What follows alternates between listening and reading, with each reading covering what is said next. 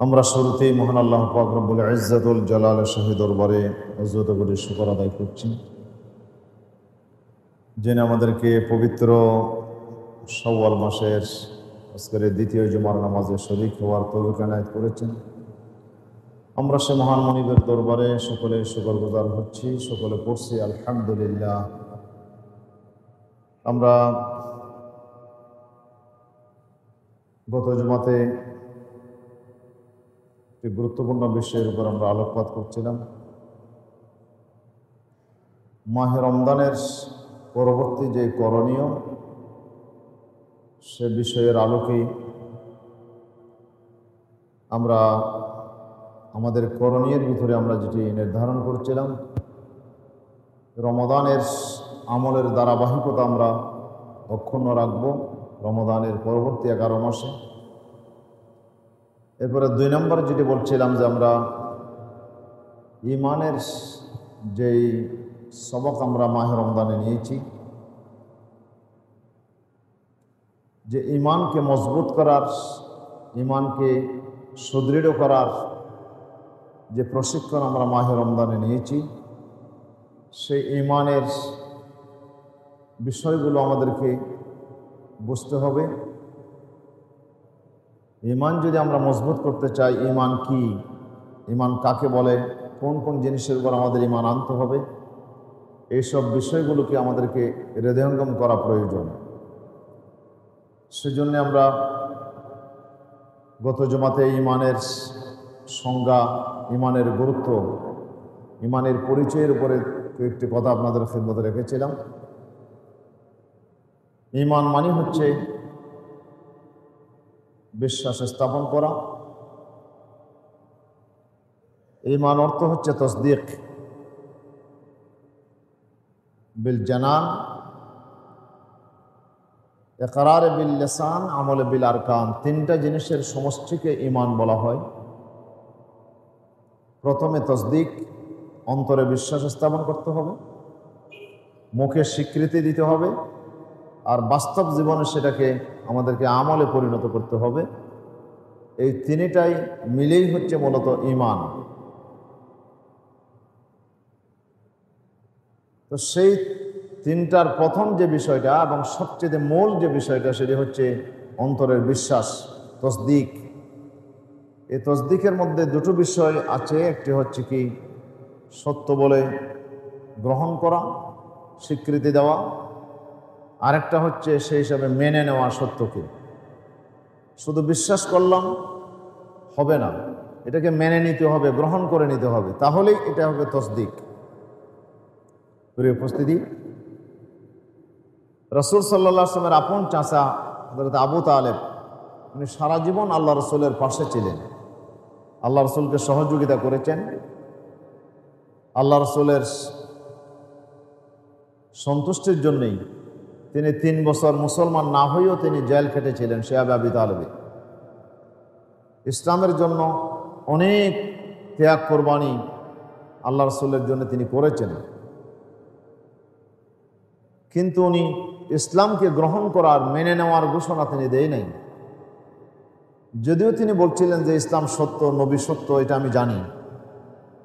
তিনি বলছিলেন লাকাদ তা'লামুনা আন্না দীনা মুহাম্মাদিন খায়রু আদিয়ানিল বারিয়াতি দীনা, যে তোমরা অবশ্যই জানো যে আমার ভাতিজা মুহাম্মদের দিন সর্বশ্রেষ্ঠ দিন, এর চাইতে শ্রেষ্ঠ দিন আর হতে পারে না। খায়রু আদিয়ানিল বারিয়াতি দীনা, সৃষ্টি জগতে যত দিন আছে, ধর্ম আছে, তার ভিতর আমার ভাতিজার দিনে হচ্ছে সর্বশ্রেষ্ঠ। কিন্তু আমি শ্রেষ্ঠ হিসেবে জানার পরেও আমি এটাকে গ্রহণ করতে পারছি না, মেনে নিতে পারছি না।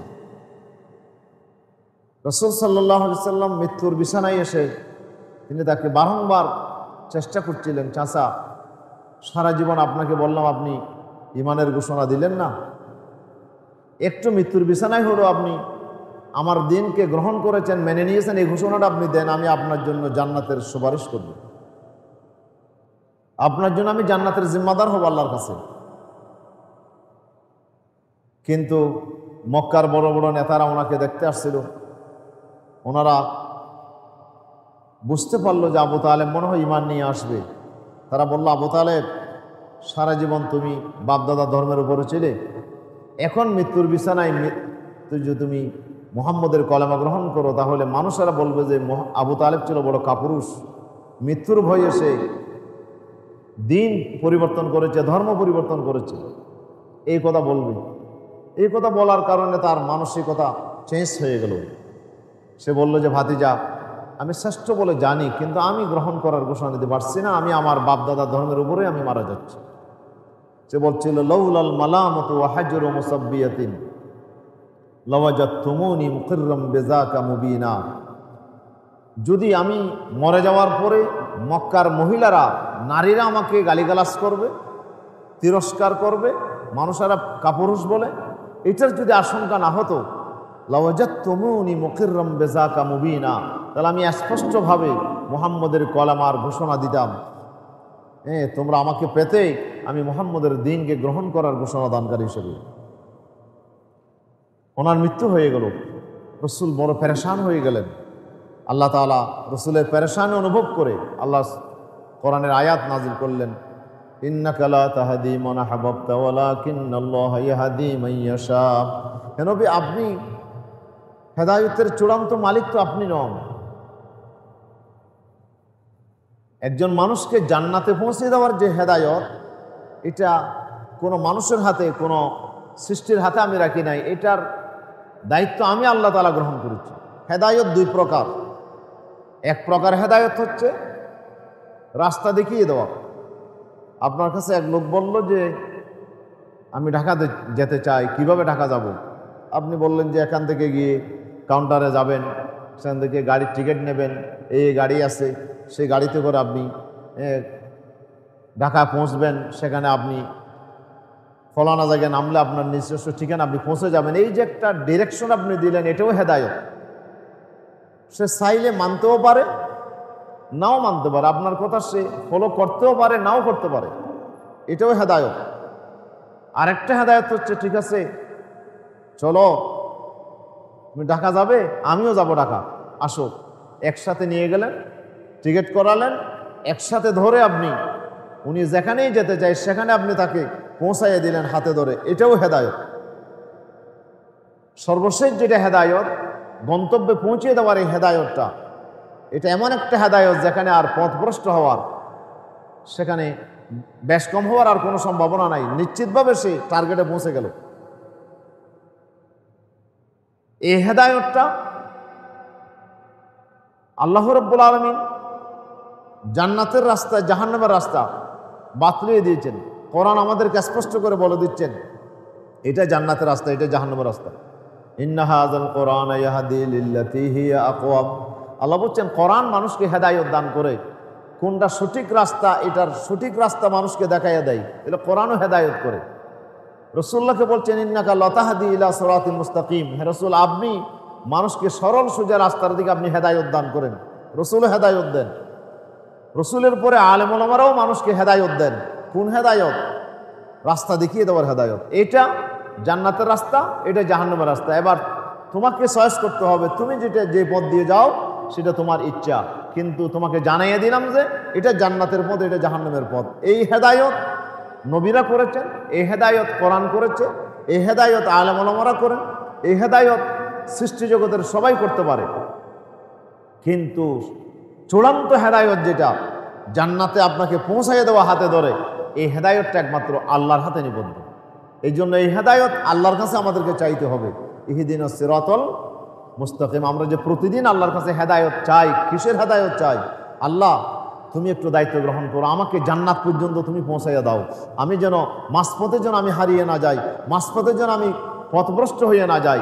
এই জন্য আমাকে আপনাকে এই চূড়ান্ত হেদায়েতটা একমাত্র আল্লাহ তাআলা করতে পারে। রাসূল সাল্লাল্লাহু আলাইহি ওয়াসাল্লাম সহ পৃথিবীর সমস্ত পয়গম্বরেরা এবং আলেম ওলামারা কোরআন কিতাব এর সবগুলো আমাদেরকে প্রথম প্রকারের হেদায়েত দিতে পারেন, দ্বিতীয় প্রকারের হেদায়েত নয়। দ্বিতীয় প্রকারের হেদায়েত হচ্ছে ইসালিলুল মতলুব, গন্তব্যে পৌঁছিয়ে দেওয়া।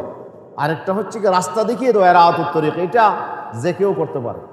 প্রিয় উপস্থিতি, সেজন্য রাসূল সাল্লাল্লাহু আলাইহি ওয়াসাল্লাম চাইলেন চাচাকে জান্নাত পর্যন্ত পৌঁছাই দিতে। আল্লাহ বললেন, না তো, এই দায়িত্ব তো আমি আপনাকে দেই নাই। আপনাকে দায়িত্ব দিয়েছে এটা জান্নাত, এটা জাহান্নামের রাস্তা শুধু বাতলাই দেওয়া। এটা গ্রহণ করা না করা এটা ব্যক্তির উপরে নির্ভর করে। এখানে আপনার কোনো দায়িত্ব নাই, আপনার এটা অধিকার নাই এই জান্নাত পর্যন্ত কাকে পৌঁছাই দেবেন, কাকে জান্নাতের মালিক বানাই দেবেন, এটা আপনার দায়িত্ব না, দায়িত্ব এটি আমার। প্রিয় উপস্থিতি, তাহলে আবু তালেবের ঈমান ছিল কিনা? সে তো বিশ্বাস করেছে রসুলের দিন কোরআন শ্রেষ্ঠ ভালো, এটা বিশ্বাস করেছে, কিন্তু বিশ্বাস করার নাম ঈমান না। যতক্ষণ পর্যন্ত বিশ্বাসের সাথে গ্রহণ করা, কবুলিয়ত, মেনে নেওয়া, আল খুদু, এটা যতক্ষণ পর্যন্ত পাওয়া যাবে না ততক্ষণ পর্যন্ত শরীয়তে এটাকে ঈমান বলে গ্রহণ করা হবে না।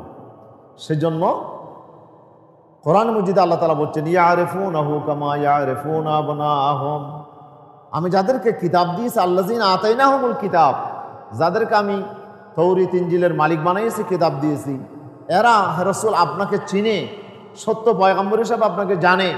কামা ইয়ারিফুনা আবনাআহুম, যেভাবে তারা তাদের ছেলেদেরকে, তাদের সন্তানদেরকে তাদের সন্তান হিসেবে তারা চিনে।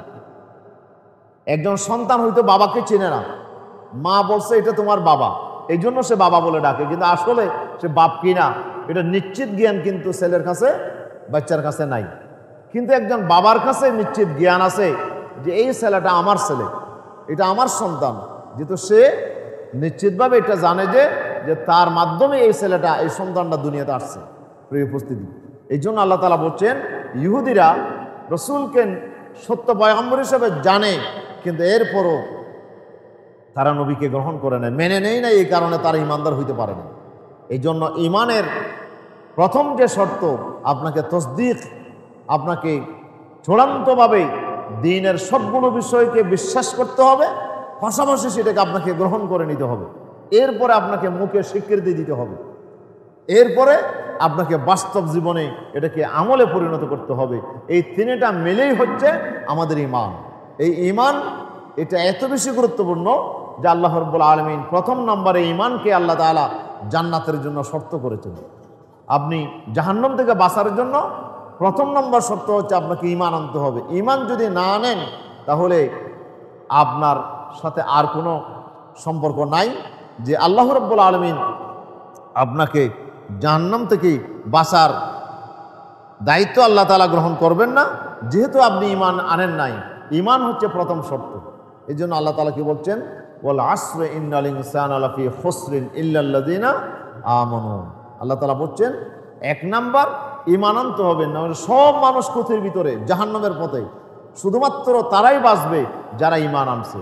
তাহলে ঈমান হচ্ছে, গত জুমাত আমরা বলছিলাম, ঈমান হচ্ছে শিকড়ের মতো, যে শিকড় ছাড়া যেমন গাছ হইতে পারে না, ঈমান ছাড়াও একজন বান্দা সে আল্লাহর জান্নাতে মানুষ হইতে পারে না, সে দ্বীনের গ্রহণকারী হইতে পারে না, তাকে আগে ঈমান আনতে হবে। এখন ঈমান আমরা কোন কোন বিষয়ের উপর আনবো, এই বিষয়টা আমাদেরকে জেনে নিতে হবে। কোন কোন বিষয়ে আমাদেরকে নিশ্চিতভাবে বিশ্বাস স্থাপন করতে হবে। গত জুমাতে আমরা বলছিলাম 6টা বিষয়ের উপর আমাদেরকে কি আনতে হবে, ঈমান আনতে হবে। ঈমানের মূল উপাদান হচ্ছে 6টা, ঈমানের মূল স্তম্ভ হচ্ছে 6টা, আরকানুল ঈমান হচ্ছে 6টা। এই 6টার উপরে আপনাকে নিশ্চিতভাবে আপনাকে বিশ্বাস স্থাপন করতে হবে এবং সেটাকে আপনাকে মেনে নিতে হবে, গ্রহণ করে নিতে হবে। যতক্ষণ পর্যন্ত আপনি গ্রহণ করে নেবেন না, আপনি বিশ্বাস স্থাপন করবেন না, আপনি মুমিন হতে পারবেন না। প্রিয় উপস্থিতি, 6টার ভিতরে প্রথম নম্বর আল্লাহ তাআলা বলছেন, ওয়ালাকিন্নাল বিররা মান আমানা বিল্লাহ। এক নম্বর আপনাকে আল্লাহর উপর ঈমান আনতে হবে। আমরা ঈমানের বিষয়গুলো যথাযথভাবে অনুধাবন না করার কারণে আমাদের ভিতরে বিভিন্নভাবে আপনার বিভিন্ন দল উপদল আমরা বিভক্ত হয়ে পড়েছি, যেহেতু আমরা ঈমানের মূল বিষয়গুলো আমরা বুঝতে পারিনি। সেজন্য প্রথম নম্বর আমাদেরকে ঈমান আনতে হবে আল্লাহর প্রতি ঈমান। বাকি 5টা আল্লাহর প্রতি ঈমানের সাথে রিলেটিভ, অর্থাৎ বাকি 5টা বিষয় আপনি মানবেন কেন, যেহেতু আপনি আল্লাহকে বিশ্বাস করেন। আল্লাহকে বিশ্বাস না করলে আপনি ফেরেশতার প্রতি বিশ্বাসের কোনো দরকার নাই, রসুলকে বিশ্বাস করার কোনো দরকার নাই, আখিরাতকে বিশ্বাস করার কোনো দরকার নাই, কিতাবের উপর ঈমান আনার কোনো দরকার নাই। এই সবগুলো দরকার হচ্ছে যেহেতু আপনি আল্লাহকে বিশ্বাস করেন। আল্লাহ রাব্বুল আলামিনকে বিশ্বাস করেন বলেই আল্লাহর বাহক আপনি ফেরেশতাকে বিশ্বাস করেন, আল্লাহর পক্ষ থেকে রসুল হিসেবে যারা আসেন তাকে আপনি বিশ্বাস করেন, আল্লাহর কিতাবকে কালামকে বিশ্বাস করেন, আল্লাহর বিচারকে আপনি আখিরাতকে বিশ্বাস করেন, তাহলে এই জন্য মূল বিষয় হচ্ছে আমাদের ইমানের, সেটি হচ্ছে আল্লাহর উপর যথাযথ বিশ্বাস স্থাপন করা, ইমান বিল্লাহ।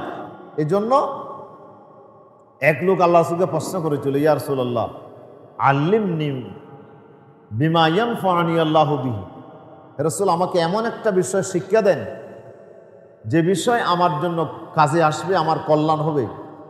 লা আসআলু আহাদান বা'দাকা শাইয়া, যে আপনার পরে আর কারো কাছে এই বিষয়ে আমার প্রশ্ন করার জন্য কোনো প্রয়োজন না হয়, যে আমি কি কাজ করলে আমি সোজা জান্নাতে যেতে পারবো।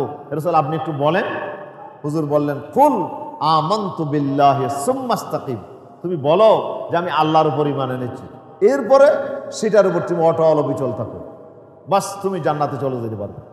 এখানে রাসূল কিন্তু ফেরেশতার কথাও বলে নাই, তকদিরের কথাও বলে নাই, এখানে আখিরাতের কথাও বলে নাই, অন্য কোনো বিষয়ের কথা রাসূল বলে নাই, শুধু বলেছেন ঈমান আনো আল্লাহর প্রতি। তাহলে আল্লাহর প্রতি ঈমান আনলেই হয়ে যাবে? হ্যাঁ, আল্লাহর প্রতি ঈমান হচ্ছে মূল বিষয়, এটার অন্যান্য বিষয়গুলো তার সাথে রিলেটিভ। এই জন্য আল্লাহর প্রতি বিশ্বাস বলতে রসুলের প্রতি বিশ্বাস, কোরআনের প্রতি বিশ্বাস, আখিরাতের প্রতি বিশ্বাস, এই সবগুলো এখানে চলে আসে। উপস্থিতি, তাহলে আমরা আল্লাহর প্রতি বিশ্বাস, এটা কি, এই বিশ্বাসটা কাকে বলা হয়? 4টা ক্ষেত্রে আমাকে আল্লাহর উপর ঈমান আনতে হবে। আমি আবার বলছি, কয়টা ক্ষেত্রে? 4টা ক্ষেত্রে আল্লাহকে মেনে নিতে হবে, এক হিসেবে মেনে নিতে হবে, একক সত্তা হিসেবে। তাওহীদ বলা হয় এটাকে। তাওহীদ মানে আল্লাহ এক এবং একক, আল্লাহর কোনো অংশীদার নাই। 4টা ক্ষেত্রে আপনাকে আল্লাহর একত্বকে, আল্লাহর একত্ববাদকে আপনাকে মেনে নিতে হবে। 1 নাম্বার তাওহীদ ফি জাত, আল্লাহর জাতের মধ্যে আল্লাহ এক এবং একক। জাত মানে আল্লাহর সত্তা। তো আল্লাহর সত্তা মানে আমাদের সত্তা আছে, আবার আমাদের সন্তান সন্ততি আছে, আমাদের বংশধর আছে। আল্লাহর কি এরকম কোনো বংশধর আছে? আল্লাহ তাআলা এক সত্তায়, এক কথায় বলে দিয়েছেন, আল্লাহুস সামাদ লাম ইয়ালিদ ওয়া লাম ইউলাদ, লাম ইয়ালিদ ওয়া লাম ইউলাদ, আল্লাহ কাউকে জন্ম দেয় নাই, ওয়া লাম ইউলাদ, আল্লাহ কারো থেকে জন্মগ্রহণ করে পৃথিবীতে আল্লাহ তাআলা ওজুদের মধ্যে আসেন নাই। আল্লাহর অস্তিত্ব নিজে নিজেই আছেন। তাহলে আল্লাহর কোনো উপরের বংশধর নাই, পরবর্তী কোনো বংশধর নাই, আল্লাহর কোনো ছেলে সন্তান নাই, আল্লাহর কোনো বউ বেটি নাই। আল্লাহ তাআলা এক এবং একক জাতের ক্ষেত্রে, সত্তার ক্ষেত্রে, যে আল্লাহ আর কোনো বিভাজন হয় না, আল্লাহর কোনো শক্তি আর এটা ডিভাইড হয় না, এটা ভাগ হয় না। আল্লাহ অদ্বিতীয়, আল্লাহ এক এবং একক। একক মানে যেটাকে আর ভাগ করা যায় না, এটাকে বলা হয় একক। প্রত্যেক বস্তুর একক হচ্ছে যেটাকে আর ভাগ করা যায় না, অবিভাজ্য যেটা, এটা হচ্ছে একক। আল্লাহ তাআলা শুধু এক নয়, তিনি একক। এই জন্য আল্লাহর ব্যাপারে কি বলছেন? কুল হুয়াল্লাহু আহাদ। আল্লাহ তাআলা ওয়াহেদ বলে নাই। ওয়াহেদ মানে এক, একের পর আবার 2 আছে, 3 আছে, 4 আছে। আল্লাহ শুধু এক নয়, আল্লাহ আহাদ। আহাদ মানে তিনি একক, যাকে আর কোনো ভাগ করা যায় না, যাকে কোনো বিভাজ্য করা যায় না, অবিভাজ্য, তিনি এক এবং একক। তাহলে এক এবং একক, আল্লাহর কোনো অংশীদার নাই, আল্লাহর কোনো সমকক্ষ নাই, আল্লাহর কোনো পার্টনার নাই। কয়টা ক্ষেত্রে? 4টা ক্ষেত্রে। 1 নম্বর জাতের ক্ষেত্রে, আল্লাহর জাত আগে থেকে আছেন, এখনও আছেন, সামনেও থাকবে। আল্লাহ রাব্বুল আলামিন, আল্লাহর উজুদ, আল্লাহ তাআলার কোনো, আল্লাহর এই অস্তিত্ব বিলীন হয়ে যাবে না। আল্লাহ রাব্বুল আলামিন হাইয়ুন কাইয়ুম, তিনি চিরঞ্জীব, তিনি চিরপ্রতিষ্ঠিত ক্ষমতার মালিক, তিনি চিরস্থায়ী ক্ষমতার একচ্ছত্র অধিপতি। তার ক্ষমতা কেউ কেড়ে নিতে পারে না, তার ক্ষমতা হারিয়ে যেতে পারে না, তার ক্ষমতা যেমন আছে তেমনি থাকবে। তিনি স্বয়ং সম্পূর্ণ, তিনি আল্লাহুস সামাদ, তিনি সমদ। সমদ মানে বেনয়াস, মুখাপেক্ষী নয়, কারো প্রতি মুহতাজ নয়। আল্লাহর অস্তিত্ব টিকিয়ে রাখার জন্য আল্লাহ কারো প্রতি মুখাপেক্ষী নয়। আমরা আমাদের অস্তিত্ব টিকিয়ে রাখার জন্য আলো বাতাসের প্রয়োজন, অক্সিজেনের প্রয়োজন, খানার প্রয়োজন। এগুলো না হলে আমরা বাঁচতে পারি না। আল্লাহকে এরকম অক্সিজেন দরকার, আল্লাহকে এরকম কোনো খাদ্য পানীয় দরকার। আল্লাহ বলেন আল্লাহুস সামাদ, আমি বেনয়াস, আমার অস্তিত্ব টিকিয়ে রাখার জন্য আমি কারো প্রতি মুখাপেক্ষী নয়, বরঞ্চ গোটা সৃষ্টি জগৎ তার অস্তিত্ব টিকিয়ে রাখার জন্য আল্লাহর প্রতি মুখাপেক্ষী। সমদ বলা হয় 2টা অর্থে, 2টা অর্থ যেখানে আছে। তাহলে একটা অর্থ হচ্ছে কি আল্লাহ কারো প্রতি মুখাপেক্ষী নয়, আবার গোটা সৃষ্টি জগৎ তার প্রতি মুখাপেক্ষী, এই দুইটা অর্থ যার ভিতর পাওয়া যায় তিনি হলেন সমদ। আল্লাহ বলছেন আমার পরিচয় আমি এক এবং একক, এবং আমি হলাম সমদ, আমি কারো প্রতি মুখাপেক্ষী নয়, আমি বরঞ্চ আমার সত্তার প্রতি গোটা সৃষ্টি জগৎ মুখাপেক্ষী। ইয়াসআলুহু মান ফিস সামাওয়াতি ওয়াল আরদ কুল্লু ইয়াউমিন হুয়া ফি শান ফাবিআইয়ি আলাই রাব্বিকুমা তুকাযযিবান। আল্লাহ তাআলা বলছেন আসমান এবং জমিনে যত সৃষ্টি আছে প্রত্যেকটা সৃষ্টি ইয়াসআলুহু আল্লাহর কাছে শুধু চাইতে থাকে, যে তাদের অভাবের কথা বলতে থাকে, তাদের অভাব আল্লাহকে তারা আবেদন করতে থাকে। কুল্লু ইয়াউমিন হুয়া ফি শান, আল্লাহ তাআলা প্রতি মুহূর্তে তাদের অভাবগুলো পূরণের কাজে আল্লাহ তাআলা ব্যস্ত থাকেন। আল্লাহ রাব্বুল আলামিন সবার অভাব আল্লাহ তাআলা শুনেন একসাথে, এবং সেটা আবার প্রয়োজন পূরণ করেন, তিনি আল্লাহ। সুবহানাল্লাহ। তাহলে আমরা কিন্তু একসাথে দুজনের কথা শুনতে পারি না। দুজনে যদি একসাথে কথা বলে, এই বেটা আগে ওর কথা শুনবো, তারপরে আরেকজনের কথা শুনবো, দুজনের কথা একসাথে শুনতে পারি না। তিনজনের কথা তো মোটেই না, চারজনের কথা তো মোটেই না। আল্লাহ বলেছেন না, কোটি কোটি সৃষ্টি প্রতি মুহূর্তে আমার কাছে আবেদন করছে। প্রত্যেকটা সৃষ্টি কি আবেদন করছে, কি চাই, এগুলো সব আমি জানি, বুঝি, এবং সেটা আমি তাকে আবার রিপ্লাই দিই, তার আবেদন আমি পূরণ করি। সুবহানাল্লাহ। আমি সেই সত্তা যে আমার ভিতর কোনো দুর্বলতা নাই, যে প্রতি মুহূর্ত আমি আল্লাহ তাআলা প্রত্যেকটা সৃষ্টির অভাব আমি আল্লাহ পূরণ করি। তাহলে আল্লাহ রাব্বুল আলামিন এমন একটা জাত যিনি স্বয়ং সম্পন্ন, যার মধ্যে কোনো দুর্বলতা নেই, অভাব নাই, তিনি তার অস্তিত্ব টিকিয়ে রাখার জন্য কারো প্রতি মুখাপেক্ষী নয়। এই যে জাতের প্রতি বিশ্বাস, আল্লাহ এক এবং একক, আল্লাহর কোনো অংশীদার নাই। খ্রিস্টানেরা তিন খোদায় বিশ্বাস করে, বলে তারা বলে যে ঈসা বাচ্চারা কেমনে হইল, অবশ্যই তার বাবা যে বাপকে আল্লাহ, তো কেমনে আসলো, যে মা হচ্ছে মরিয়ম, অর্থাৎ উনি আল্লাহর স্ত্রী, নাউজুবিল্লাহ। তাহলে আল্লাহ একজন, মরিয়মও খোদা, ঈসাও খোদা, তারা তিন খোদায় বিশ্বাস করে। সালেসু সালাসা। আল্লাহ বলেন ইনতাহু খাইরাল লাকুম, তোমরা এই তিন খোদার বিশ্বাস থেকে ফিরে আসো, তাহলে তোমাদের কল্যাণ হবে। যদি ফিরে না আসো, তাহলে কিন্তু তোমরা আল্লাহর দরবারে মুশরিক হিসাবে তোমরা পরিগণিত হবে, এবং তোমাদের জন্য জাহান্নাম অনিবার্য। আল্লাহ রাব্বুল আলামিনের সাথে কোনো পার্টনার নাই। তাহলে এক নাম্বার আল্লাহকে একক সত্তা হিসাবে মেনে নিতে হবে জাতের ক্ষেত্রে, আল্লাহর অস্তিত্বের ক্ষেত্রে, যে আল্লাহ এক এবং একক, আল্লাহর কোনো অংশীদার নাই, আল্লাহর কোনো বউ বেটি নাই, আল্লাহর কোনো সন্তান সন্ততি নাই, আল্লাহর কোনো পার্টনার নাই এক্ষেত্রে। দুই নাম্বার, আল্লাহকে রুবুবিয়তের ক্ষেত্রে এক হিসেবে মানতে হবে। রুবুবিয়ত কি? আল্লাহ একমাত্র রব, আল্লাহ ছাড়া আর কেউ নাই, এই কথা আপনাকে বিশ্বাস করতে হবে, শুধু নয় মেনে নিতে হবে। রব কি? আমরা রুবুবিয়তের কথা এর আগের জুমাতে আমরা আলোচনা করছিলাম। রবকে, রব মানে হচ্ছে যিনি অভাব পূরণ করেন, যিনি অন্যের প্রয়োজন চাওয়ার আগে যিনি পূরণ করেন, উনি হলেন রব। সৃষ্টি জগতের অভাব যিনি চাওয়ার আগে পূরণ করেন, তিনি হলেন রব। আমরা কি আল্লাহর কাছে আবেদন করছিলাম, আল্লাহ আমাদেরকে মানুষ হিসাবে দুনিয়াতে তুমি পাঠাও, এই আবেদনকে আমরা করছিলাম? করি নাই। আল্লাহ নিজেই আমাদের চাওয়ার আগে আল্লাহ আমাদেরকে মানুষ হিসাবে সৃষ্টি করেছেন, এরপর আল্লাহ আমাদের হায়াত দিয়েছেন, আল্লাহ আমাদেরকে দুনিয়াতে পাঠালেন। এখন দুনিয়াতে কতদিন আমি থাকবো তাও আমি আল্লাহকে আবেদন করি না, আল্লাহ নিজেই আমাদের জন্য একটা হায়াত নির্ধারণ করেছেন। এরপরে রিজিক, যে আমি চাওয়ার আগে আল্লাহ আমার জন্য রিজিকের ব্যবস্থা করেছেন, যে আমি চাওয়ার আগে রিজিকের ব্যবস্থা তিনি করেছেন, তার কাছে আমি আবেদন করি নাই। মায়ের পেটে যখন আমার রূহ চলে আসলো, আমি তো জিন্দা হলাম, আমার তো খাবারের প্রয়োজন, তখন কি আমি আল্লাহকে আবেদন করছিলাম আল্লাহ আমাকে খাবার দাও? আল্লাহ সেখানে আমার খাবারের ব্যবস্থা করেছেন। মায়ের মাসিকগুলোকে বন্ধ করে দিয়ে আল্লাহ নাভির সাথে মায়ের নাভির তার লাগাইয়া দিয়া রক্তগুলোকে পাস করে দিয়ে আমাকে আল্লাহ তাআলা বাঁচিয়েছেন মায়ের পেটের ভিতরে। সুবহানাল্লাহ। 10 মাস ধরে আমি মায়ের পেটের ভিতরে জীবন্ত ছিলাম, আমি প্রতি মুহূর্তে রিজিক পেতাম, আল্লাহ তাআলা আমার রিজিকের ব্যবস্থা নিয়েছেন। এরপরে দুনিয়াতে যখন আসলাম, কাঠটা কেটে দেওয়া হলো, নাভি কেটে দেওয়া হলো, এখন তো সে খাদ্যের লাইন বন্ধ হয়ে গেছে। এখন আমি কি খাবো না খাবো এই ব্যাপারে কোনো মানুষকে আমার জন্য চিন্তা করছে? চিন্তা করেন। আমি আসার আগে আল্লাহ তাআলা আমার জন্য খাদ্যের ব্যবস্থা করেছেন। আল্লাহ বলে তুমি টেনশন করো, আমি তোমার রব, আমি তোমার এমন রব, তুমি চাওয়ার আগে আমি তোমার অভাব পূরণ করছি। এক লাইন বন্ধ হয়ে গেছে, কিন্তু ডবল লাইন আমি চালু করে দিয়েছি। মায়ের স্তনের ভিতরে আমি দুধ তৈরি করেছি, এই আল্লাহ তাআলাই নিজে এই দুধগুলো বানিয়েছেন। এই দুধের ভিতরে এমন উপাদান আল্লাহ দিয়েছেন, বিজ্ঞানীরা বলছে তারা বলছে একটা খাদ্যের পরিপূর্ণ খাদ্য, সুষম খাদ্য। সুষম খাদ্য কাকে বলে? যে খাদ্যের মধ্যে 6টা উপাদান একসাথে পাওয়া যায়। খাদ্যের 6টা উপাদান আছে। পৃথিবীতে যতগুলো খাদ্য আছে তার ভিতর সবগুলো মিলাইয়া 6টা উপাদান আছে। এখানে আমিষ আছে, এখানে শর্করা আছে, এখানে চর্বি আছে, এখানে ভিটামিন আছে, এখানে পানি আছে।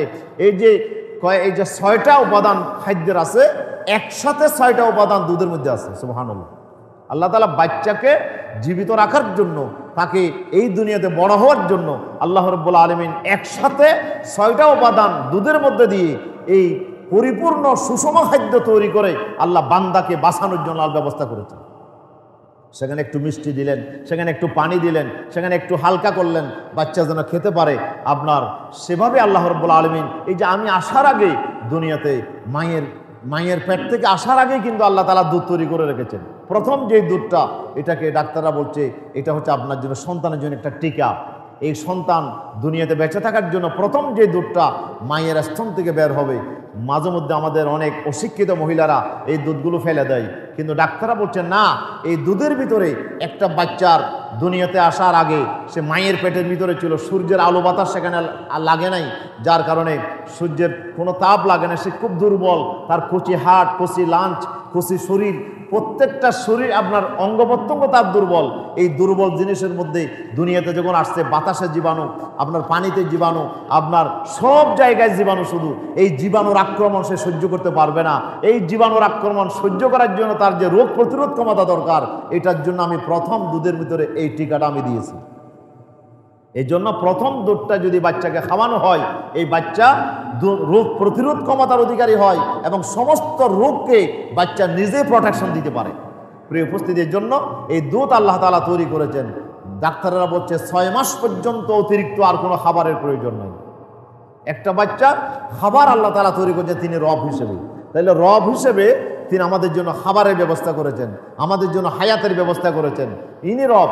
এরপরে তিনি, আমি যখন আরেকটু বড় হলাম, 6 মাস যখন পার হয়ে গেলে, এই দুধে তো আমার হবে না, আমার তো অতিরিক্ত আরো খাবার দরকার। আল্লাহ বলে তুমি টেনশন করো না, তোমার জন্য খাবার তৈরি করছি। হাজারো প্রকারের গাছপালা তরুলতা এই পৃথিবীতে আমি সূর্য এবং চাঁদের এবং আলো বাতাসের মেশিন দিয়ে আমি এই বিরাট কারখানার ভিতরে অসংখ্য রিজিক তোমার জন্য আমি তৈরি করছি। সুবহানাল্লাহ। এই রিজিকগুলো তোমাকে খেতে হবে, তোমার জন্য আমি ব্যবস্থা করছি। এরপর আস্তে আস্তে 6 মাস যখন পার হয়ে গেল, আস্তে আস্তে দাঁত ওঠা শুরু করছে। কেন এতক্ষণ দাঁত ওঠে নাই কেন? বলে এতদিন দাঁতের কোনো প্রয়োজন ছিল না, এখন শক্ত খাবার খাইতে হবে, এই জন্য তার দাঁতের প্রয়োজন। দাঁতগুলো উঠছে, উঠতে উঠতে দাঁত বাড়তেছে, নিচের গুলো উপরের দিকে আসছে, উপরের গুলো নিচের দিকে যাচ্ছে।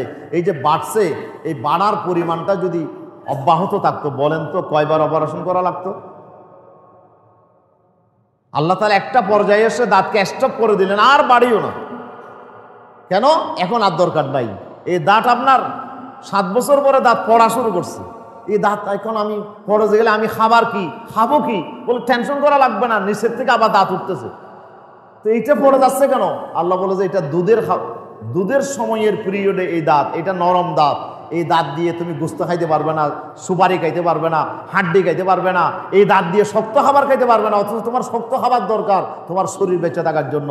এই জন্য আমি শক্ত দাঁত তোমার জন্য ব্যবস্থা করে দিলাম। প্রিয় উপস্থিতি, উনি তো আমার রব, যিনি আমার জন্য যখন যা দরকার তিনি তখন যা যিনি ব্যবস্থা করেন, তিনি হলেন আমার রব। এরপরে এখন আমি বড় হলাম, এখন আস্তে আস্তে আমার জ্ঞান বুদ্ধি হলো। জ্ঞান বুদ্ধি হওয়ার পরে এখন তো আমার দুনিয়াতে চলা দরকার। এখন আমার চলবো কি করে? আমি আমার কাজকর্ম, ব্যবসা বাণিজ্য করা দরকার, লেনদেন করা দরকার, হাঁটা দরকার, বিয়ে শাদী করা দরকার। এখন আমি কোন পথে করব? হাজারো রাস্তা আমার সামনে, এখন কোন পথ দিয়ে আমি যাব? কোন পথটা আমার জন্য নিরাপদ? আল্লাহ বলে এটাও টেনশন করা লাগবে না, আমি তোমার রব। সুবহানাল্লাহ। ইন্না আলাইনা লাল হুদা ওয়া ইন্না লানা লাল আখিরাতু ওয়াল উলা। বান্দা, হেদায়েতের দায়িত্ব আমি গ্রহণ করছি, তুমি একেবারে টেনশন করবে না। তুমি দুনিয়াতে কিভাবে চলবা? বলে আমি পেশাব করতে গেলাম, সেখানে অনেক রাস্তা, এখন কি আমি দাঁড়িয়ে করব না বসে করব? দাঁড়িয়ে করলে নিরাপদ না বসে করলে নিরাপদ? আর কি আমি গর্তের মধ্যে করলে নিরাপদ না সমতল জায়গায় করলে নিরাপদ? এখন কোনভাবে কিভাবে আমি করব? এখন হাজারো রাস্তা আমার সামনে। এখন আপনার যে জ্ঞান বুদ্ধি আল্লাহ দিয়েছেন এটা তো কভার হচ্ছে না। এখন এই জ্ঞান বুদ্ধি দিয়ে আপনি বললেন যে না, গাঁতের মধ্যে করি। যে আমার জ্ঞান তো তাই বলে যে গাঁতের মধ্যে পেশাব করলে এটা একেবারে নিরাপদ, গন্ধও আসলো না, ছিটকাও আসলো না, একেবারে চলে গেল ভিতরে। তো আল্লাহ রসুল বলছেন খবরদার গাঁতের মধ্যে পেশাব করিও না। কেন?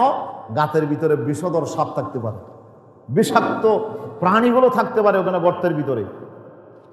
যদি তোমার পেশাব তাদের গায়ে পড়ে, হয়তো তারা রাগান্বিত হয়ে তোমাকে আপনার ধ্বংসন করার জন্য ছুটে আসবে, তুমি জীবন বাঁচাইতে পারবে না, খবরদার তুমি গাছের ভিতর পেশাব করিও না। সুবহানাল্লাহ।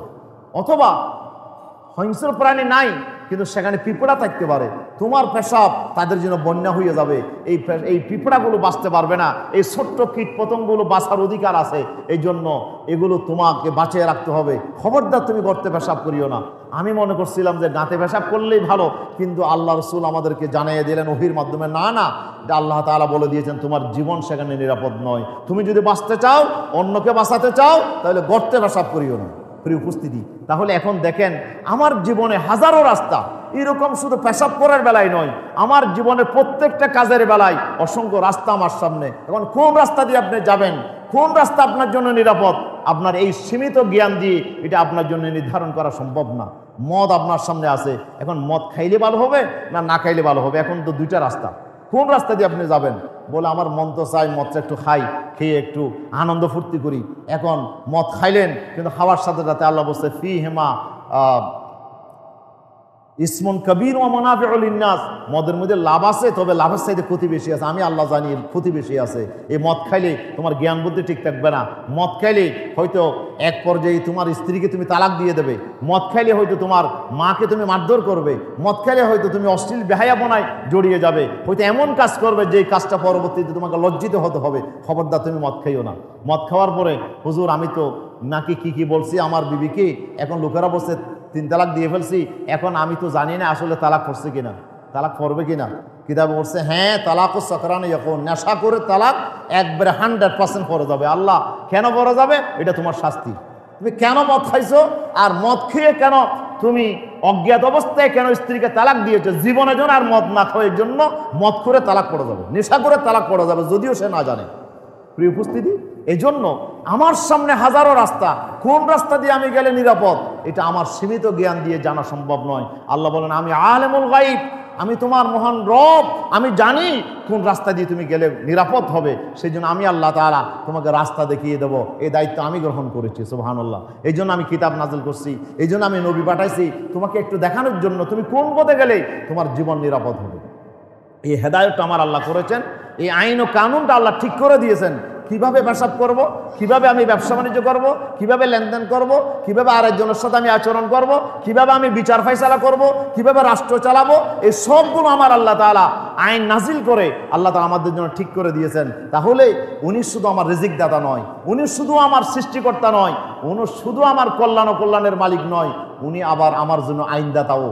এই অর্থে রবের আরেকটা অর্থ হচ্ছে আইনদাতা। তাহলে আল্লাহকে এককভাবে আপনাকে রব হিসেবে মেনে নিতে হবে, রবের ঘোষণা দিতে হবে আল্লাহ ছাড়া কোনো রব নাই, এবং আপনাকে জীবনে আল্লাহকে রব হিসেবে মেনে নিতে হবে, না হলে আপনি ইমানদার হইতে পারবেন না।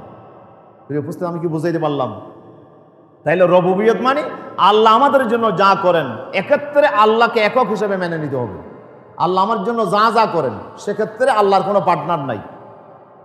আমাকে ফিরসাউজুরও কিছু দিতে পারেন, আমার ফলানা বুজুর্গও আমাকে কিছু সহযোগিতা করতে পারেন না, এটা হবে শিরিক, যে এটা করা যাবে না। যেহেতু রব একমাত্র আল্লাহ, আপনি রবুবিয়তের আসন আর কাউকে বসাতে পারবেন না। আপনি যদি মনে করেন যে না আল্লাহর যে আইন আমার জন্য যথেষ্ট নয়, আমার নেতা যে আইন তৈরি করছে, আমার ওই ফলানা লোকেরা যে আইন তৈরি করছে, এগুলো আমার জন্য দরকার, এগুলো যথেষ্ট, এগুলো দিয়ে আমার দেশ চলবে, আমার জীবন চলবে, তাহলে আপনি তাকেই রব হিসেবে মানছেন। যেহেতু রবুবিয়তের অর্থ হচ্ছে আইন দেওয়া, তাহলে আপনি যদি আল্লাহকে রব হিসেবে মানেন, অন্য কাউকে আপনি আইনদাতা হিসেবে মানতে পারেন না। যদি আপনি আইনদাতা হিসেবে মানেন, তাহলে আপনি আল্লাহকে রব হিসেবে স্বীকার করেন নাই, আপনি আল্লাহকে রব হিসেবে আপনি ঈমান আনেন নাই। আল্লাহর ঈমানটা তখনই ঈমান আনা হবে যদি আপনি আল্লাহকে একমাত্র রব হিসেবে মানেন।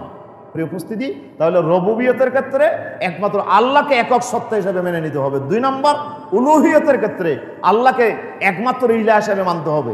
আমরা বলি যে লা ইলাহা ইল্লাল্লাহ, এলা আল্লাহ ছাড়া আর কেউ না। এলাহ কি? উলুহিয়ত কি? উলুহিয়ত মানে উবুদিয়ত, দাসত্ব করা। আমার পক্ষ থেকে আমি আল্লাহর জন্য যা করব এগুলো হচ্ছে উলুহিয়ত বা দাসত্ব। এখন আমি আল্লাহর জন্য কি করি? আমি আল্লাহর জন্য কি করি? আল্লাহ আমার জন্য যা করেন সেখানে আমি আল্লাহর সাথে কাউকে পার্টনার মানলাম না, আল্লাহকে একক রব হিসেবে মানলাম। এরপর আমি আল্লাহর জন্য কি করি? আমি আল্লাহর জন্য আল্লাহকে সন্তুষ্ট করে রুকু দেই, আমি আল্লাহর জন্য সিজদা করি, আল্লাহর জন্য মান্নত করি, আল্লাহর জন্য আমি আল্লাহকে বড় হিসাবে আমি স্বীকৃতি দেই। তাহলে আমি আল্লাহর জন্য যা কিছু করি এগুলো একমাত্র আল্লাহ ছাড়ার কারোর জন্য করা যাবে না। এটা হচ্ছে উলুহিয়তের মধ্যে একমাত্র, শুধুমাত্র, কেবলমাত্র আল্লাহকেই মাবুদ হিসেবে, একক উপাস্য হিসাবে আপনাকে মেনে নিতে হবে যে আল্লাহ ছাড়া কারোর জন্য আপনি এগুলো সাব্যস্ত করতে পারবেন না। তাহলে অন্য কারোর সামনে গিয়ে আপনি মাথা ঝুঁকাইতে পারবেন না, অন্য কারোর সামনে আপনি সেজদা দিতে পারবেন না, যেহেতু আপনার একমাত্র ইলাহ হচ্ছে আল্লাহ। আল্লাহ ছাড়া যেহেতু আপনার কোনো ইলাহ নাই, মাহবুদ নাই, এই জন্য আপনি আল্লাহ ছাড়া আর কারোর সামনে মাথা নত করতে পারবেন না। আপনি আল্লাহ ছাড়া আর কারো আইন আপনি মানতে পারবেন না। আপনি যদি অন্য কাউকে আইন মানেন তাহলে তাকে আপনি উপাস্য মানলেন, আপনি তার সামনেই আপনি দাস হয়ে গেলেন তার। আল্লাহ ছাড়া কারো দাস আমি হব না, কারো গোলাম আমি হব না, আমি একমাত্র গোলামি করব, আইন মানব, আনুগত্য করব আমি একমাত্র আল্লাহ। এই কথাটা আমরা বলছি ইয়াকা না'বুদু ওয়া ইয়াকা নাস্তাইন। আমরা প্রতিদিন সূরা ফাতিহাতে বলছি আল্লাহ ইয়াকা না'বুদু, একমাত্র তোমারই ইবাদত করি, তোমারই গোলামি করছি। যতদিন আমি দুনিয়াতে আছি, যতদিন থাকবো, ততদিন তোমারই গোলামি করব। ওই ইয়াকা নাস্তাইন, তোমার কাছে আমি সাহায্য চাই। প্রিয় উপস্থিতি, তাহলে ইবাদতের একচ্ছত্র মালিক একমাত্র আল্লাহ। আল্লাহ ছাড়া অন্য কাউকে মাহবুদ হিসেবে, উপাস্য হিসেবে গ্রহণ করা যাবে না। তাহলে চারটা ক্ষেত্রে আল্লাহকে একক সত্তা হিসেবে আপনাকে মেনে নিতে হবে। 1 নম্বর জাতের ক্ষেত্রে, 2 নম্বর রুবুবিয়তের ক্ষেত্রে, 3 নম্বর আপনাকে উলুহিয়তের ক্ষেত্রে, এরপরে 4 নম্বর হচ্ছে তাওহীদ ফিল আসমা ওয়াস সিফাত। তাওহীদ ফিল আসমা ওয়াস সিফাত, আল্লাহর আরো কিছু গুণাবলী আছে, শুধু রব আর এলাহ নন, তিনি আরো কিছু গুণাবলীর অধিকারী। তিনি আর কি গুণাবলী? আল্লাহর 99টা নাম আছে। 99টা নামের ভিতরে আপনি তো শুধু 2টা না বললেন, রুবুবিয়ত আর উলুহিয়তের মধ্যে 2টা আসছে যে, হ্যাঁ, তাহলে এই 2টা বাদে আরো আছে, আরো আপনার 97টা নাম আল্লাহর আছে। এই যে আল্লাহর অনেকগুলো নাম আছে, এই সব নামগুলোর মধ্যে একমাত্র আল্লাহকেই নাম মানে এগুলো আল্লাহর এক একটা গুণ, এক একটা বৈশিষ্ট্য। এই বৈশিষ্ট্যগুলো একমাত্র আল্লাহর জন্য নির্ধারণ করতে হবে। আল্লাহ ছাড়া অন্য কারোর জন্য আপনি এই সিফাতগুলো, এই বৈশিষ্ট্যগুলো নির্ধারণ করতে পারবেন না। তার ভিতরে একটা বৈশিষ্ট্য কি? আল্লাহ সর্বময় ক্ষমতার মালিক। ইন্নাল্লাহা আলা কুল্লি শাইইন কদির, আল্লাহ সব কাজ করতে সক্ষম। ওয়া আন্নাল আরদা ওয়া আন্নাল কুওয়াতা লিল্লাহি জামিয়া, সকল ক্ষমতার মালিক একমাত্র আল্লাহ।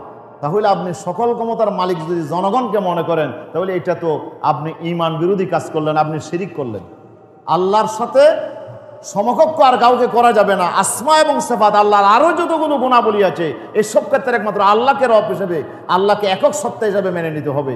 প্রিয় উপস্থিতি, তাহলে সর্বময় ক্ষমতার মালিক একমাত্র আল্লাহ, আইন দেওয়ার মালিক হাকেম একমাত্র আল্লাহ, রাজ্জাক একমাত্র আল্লাহ, রিজিক দাতা একমাত্র আল্লাহ। এভাবে আল্লাহ তাআলা হায়াত দাতা, মৃত্যু দাতা, কল্যাণ দাতা, অকল্যাণ দাতা, হেদায়তকারী। এভাবে আল্লাহ তাআলার যতগুলো গুণাবলী আছে, 99টা বৈশিষ্ট্য, এগুলো আপনাকে একক সত্তা হিসাবে আল্লাহকে মেনে নিতে হবে। এখানে আল্লাহর কোনো পার্টনার নাই, এখানে আল্লাহর কোনো অংশীদার নাই, আল্লাহর কোনো সমকক্ষ নাই। এই সব কাজগুলো আল্লাহ একাই করেন, এই জন্য আপনাকে এগুলো মেনে নিতে হবে। একজন কাফের যখন খবরে যাবে, রাসূলুল্লাহ বলেন ইন্নাল কাফিরা লা ইউসাল্লাতু আলাইহি 99 তিন্নিনা, একজন কাফেরের খবরের মধ্যে 99টা সাপ তাকে দংশন করবে। লাউ আন্না তিন্নিনা মিনহা ইয়ানফাখু ফিল আরদি, যদি সেখান থেকে একটা সাপ যদি দুনিয়াতে নিঃশ্বাস ফেলে, তাহলে মা আমবাতাতিল আরদু ইলা ইয়াউমিল কিয়ামা, কিয়ামত পর্যন্ত এই জমিনের মধ্যে কোনো উদ্ভিদ জন্মাবে না। এমন বিষাক্ত সাপ 99টা সাপ দংশন করবে। মুহাদ্দিসিনে কেরাম বলছে আল্লাহ তাআলা 99টা সাপ কেন দেবেন? 98টা হবে না, বা 100টা হবে না? বেশিও তো হইতে পারে, কমও তো হইতে পারে, 99টা কেন? ওদের 99টা হচ্ছে এই কারণে সে আল্লাহকে আল্লাহ হিসাবে বিশ্বাস করছে, আল্লাহকে আল্লাহ হিসাবে বিশ্বাস করছে। আসমান জমিন কে বানাইছে? বলে আল্লাহ। রিজিক কে দেয়? আল্লাহ। কিন্তু অন্যান্য ক্ষেত্রে 99টা আল্লাহর যে গুণাবলী আছে, সেখানে সে আরো পার্টনার সে ঠিক করেছে যে বিদ্যাকে দিতে পারে, বোধ আমার সরস্বতীও বিদ্যা দিতে পারে, আল্লাহও দিতে পারে, তবে সরস্বতীও দিতে পারে, এই জন্য সরস্বতীর পূজা করা দরকার। যৌন ক্ষমতাকে দিতে পারে, বলে আমার গণেশও দিতে পারে, আল্লাহ যেমন দিতে পারে গণেশও দিতে পারে। তারপরে আমার দুশ্মনকে কে প্রতিহত করতে পারে? বলে আল্লাহও করতে পারে, ঠিক আছে, তবে আমার দুর্গাও কিন্তু কম না, দুর্গারও কিন্তু অনেক ক্ষমতা আছে। এই যে আপনি আল্লাহর ক্ষমতাটাকে বিভিন্ন দেবতাদের মধ্যে আপনি ভাগ করে দিলেন, তাহলে আপনি আল্লাহর সিফাতগুলোকে, আল্লাহর বৈশিষ্ট্যগুলোকে আপনি বিশ্বাস করেন না, একক সত্তা হিসেবে আল্লাহকে মেনে নেন নাই। এই কারণে একজন কাফেরের কবরের মধ্যে 99টা সাপ দংশন করবে, যেহেতু সে আল্লাহর 99টা গুণাবলীকে সে আপনার মেনে নেয় নাই, একক সত্তা হিসেবে আল্লাহকে সে গ্রহণ করে নেয় নাই। প্রিয় উপস্থিতি, এই জন্য আল্লাহর প্রতি ঈমান বলতে কি বোঝায়? এই 4টা ক্ষেত্রে বললাম, জাতের ক্ষেত্রে, 2 নম্বর রুবুবিয়তের ক্ষেত্রে, 3 নম্বর উলুহিয়তের ক্ষেত্রে, দাসত্বের ক্ষেত্রে, 4 নম্বর আল্লাহর অসংখ্য গুণাবলী, যেই কোরআন এবং হাদিসের মধ্যে 99টা নাম আছে, আসমায়ে হোসনা আছে, এখানে আল্লাহর পার্টনার, আল্লাহর সমকক্ষ কাউকে স্থাপন করা যাবে না, একমাত্র আল্লাহকে গ্রহণ করে নিতে হবে। এই বিশ্বাসগুলো নামই হচ্ছে ঈমান মূলত। প্রিয় উপস্থিতি, আমরা কি আসলে এগুলো এভাবে কি আমরা আল্লাহকে বিশ্বাস করেছি? এভাবে কি আমরা আল্লাহকে মেনে নিয়েছি? মেনে নেই নাই বলেই তো আমি আর একটা কোরআন বিরোধী আন্দোলন আমি যেতে পারি, আমি আল্লাহ বিরোধী আইনের পিছনে আমি যেতে পারি কেন? মুসলমান হিসাবে আমি মুসলমান হওয়ার পরও যেতে পারি কেন? যেহেতু আমার ঈমানটা এখনো স্বচ্ছ হয় নাই, পরিষ্কার হয় নাই। যেভাবে ঈমান আনা দরকার ছিল সেভাবে আমি আল্লাহর প্রতি ঈমান আনি নাই। আমি মনে করছি যে আল্লাহ একজন আছে, এটুকু বিশ্বাস করলেই ঈমান হয়ে যাবে। না না, এটার নাম ঈমান না। আপনাকে এই সকল ক্ষেত্রে আল্লাহ এক এবং একক, আল্লাহর কোনো পার্টনার নেই, সমকক্ষ নাই, এটা আপনাকে বিশ্বাস করে নিতে হবে। প্রিয় উপস্থিতি, এই ঈমানের গণ্ডগোলের কারণে আমাদের ভিতরে বিভিন্ন দল উপদলের সৃষ্টি হয়ে গেছে। এই জন্য আমাদের সেই অক্ষ যদি আমরা প্রতিষ্ঠা করতে চাই, আজকে সারা দুনিয়াতে মুসলমানরা আজকে মায়ের খাচ্ছে শুধুমাত্র একটা কারণ, যে আমরা বিভিন্নভাবে আজকে আমরা দলে উপদলে আজকে আমরা বিভক্ত হয়ে পড়েছি। আমরা এক মুসলমানের আঘাত করলে আরেক মুসলমান আমরা তার পাশে দাঁড়াচ্ছি না, যেহেতু আমি বিভিন্নভাবে তার সাথে আমার দ্বন্দ্ব সংঘাত, যে তার পাশে আমি দাঁড়াচ্ছি না, যার কারণে আজকে আমরা দেখতে পাচ্ছি যে ফিলিস্তিনের এই জমিনটা আজকে কঠিন এক সময় পার করছে। এই ফিলিস্তিনের মুসলমানরা আজকে এমন অবস্থা যে এমনভাবে তাদের উপর চতুর্দিক থেকে বোমার পর বোমা, আঘাতের পর আঘাত, তাদের লাশ পর্যন্ত আঘাতের কারণে আজকে আকাশে উঠে যাচ্ছে, সেখান থেকে আবার পড়ছে। আজকে কত বিভৎস একটা দৃশ্য আমরা দেখছি। আমরা হয়তো মিডিয়াতে আমরা দেখতে পাচ্ছি যে এখানে কিভাবে যে আপনার মানুষকে বস্তার ভিতরে বেঁধে আপনার কিভাবে যে যতক্ষণ মরে যায় না উল্টা লটকাইয়া কিভাবে নির্যাতনের মাধ্যমে মুসলমানদেরকে হত্যা করছে। এইভাবে কঠিন এক পরিস্থিতি আপনার ফিলিস্তিনি মুসলমানদের উপরে, অথচ তার চতুর্দিকে কোটি কোটি মুসলমান পৃথিবীতে আজকে বাস করছে। বিশাল বিষধর শক্তিসম্পন্ন রাষ্ট্র তার চতুর্দিকে আছে, অথচ চতুর্দিকে ফিলিস্তিনের চতুর্দিকে মুসলমান রাষ্ট্র, চতুর্দিকেই মুসলিম রাষ্ট্র। এখানে জর্দান আছে, মিশর আছে, সিরিয়া আছে, এরপরে আপনার ইরাক আছে, ইরান আছে, আপনার সব মুসলিম রাষ্ট্র। কিন্তু মুসলিম রাষ্ট্র কোটি কোটি মুসলমান থাকার পরেও কিন্তু সেখানে আজকে মুসলমানরা আজকে নির্যাতনের শিকার হচ্ছে, এমনভাবে মুসলিম নিধন করা হচ্ছে। আপনার একের পর এক গোটা পরাশক্তি আজকে শুধু ইসরায়েল যুদ্ধ করছে না, ইসরায়েলের সাথে সেই আমেরিকা পরাশক্তি আজকে তার সমস্ত অস্ত্র শস্ত্র দিয়ে, জনবল দিয়ে, অর্থ দিয়ে সেটাকে সহযোগিতা করছে। পাশে আমাদের পার্শ্ববর্তী রাষ্ট্র, তারাও তো সেখানে যোগ দিয়েছে, অস্ত্র দিয়ে, সৈন্য দিয়ে, তারাও সহযোগিতা করছে।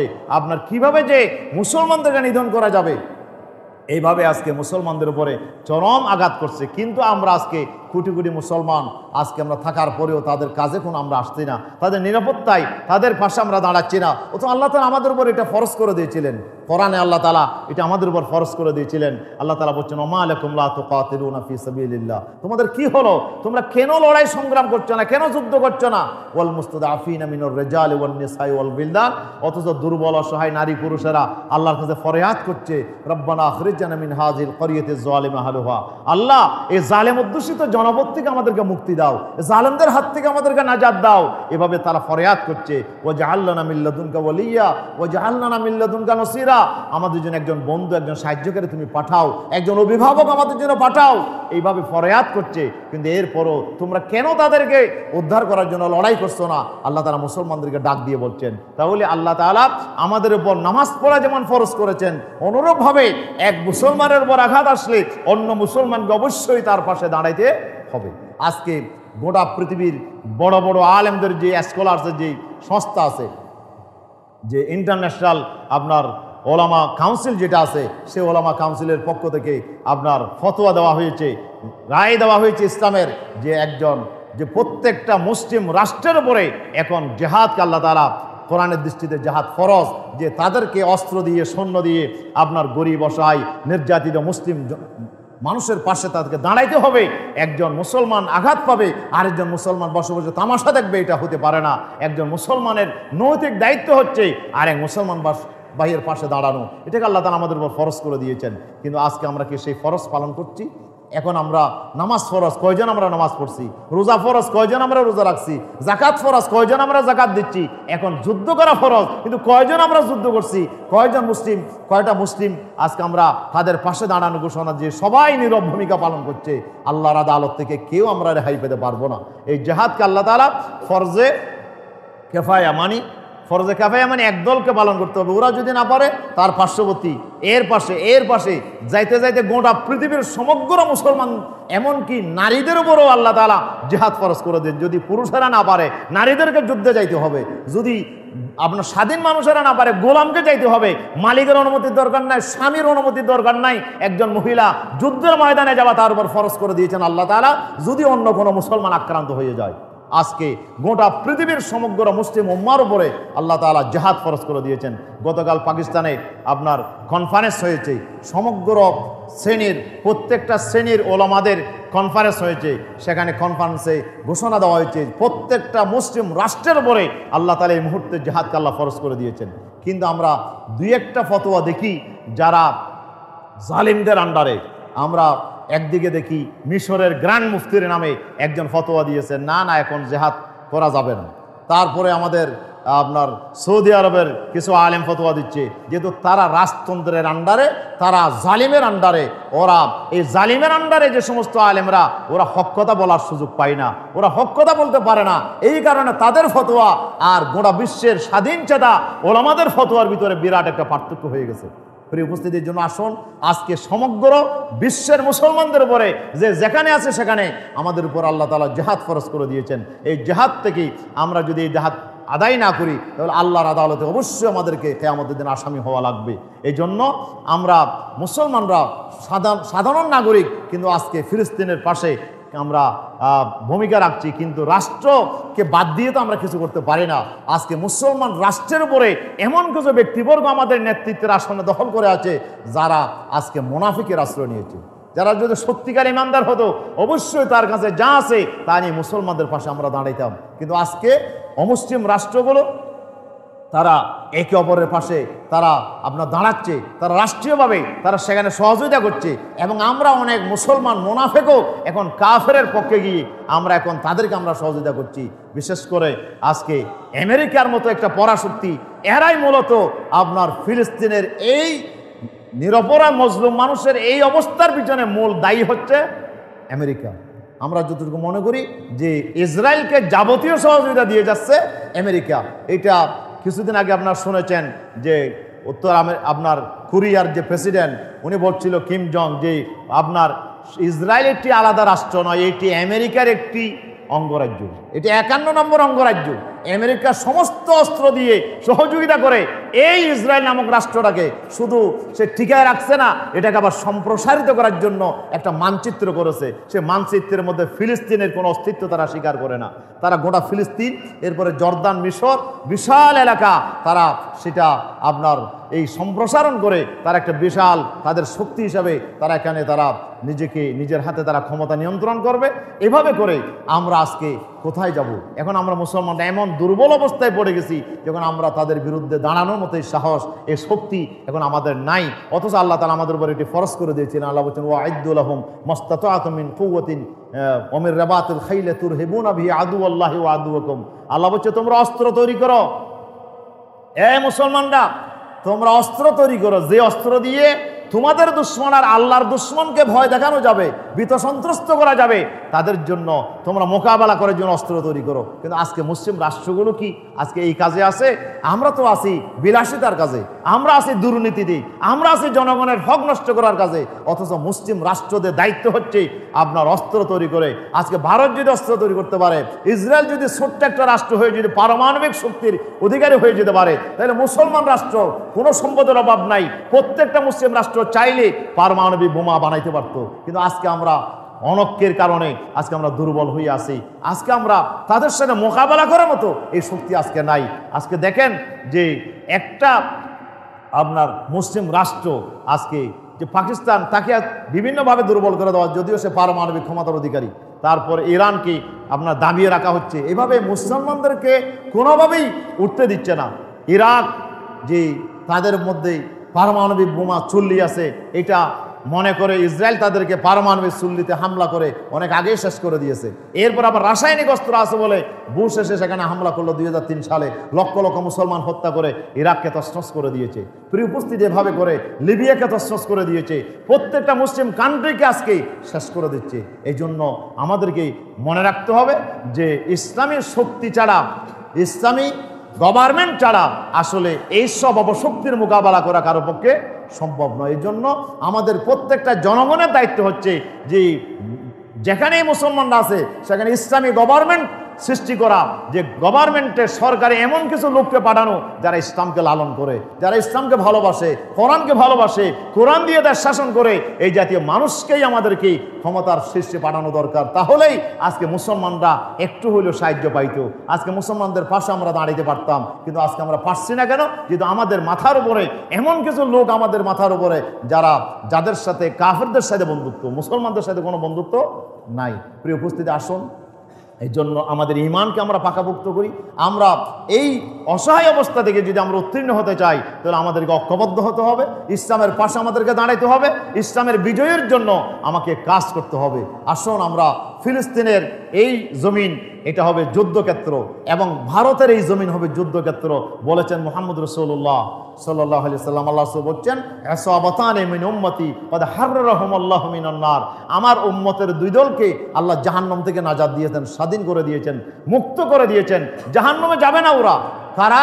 ইসাবাতুন তুকাতিলু মাআল ইহুদ, একদল যারা ইহুদিদের সাথে লড়াই করবে ফিলিস্তিন এলাকায়, আরেক দল ওয়া ইসাবাতুন তাগজু ফিল হিন্দ, আর একদল যারা হিন্দুস্তানে, ভারতবর্ষে যারা মুশরিকদের সাথে যারা লড়াই করবে, যুদ্ধ করবে। এই জন্য দুটা যুদ্ধ কিয়ামতের আগে হবে, আর দুই যুদ্ধেই মুসলমানরা বিজয় লাভ করবে ইনশাআল্লাহ।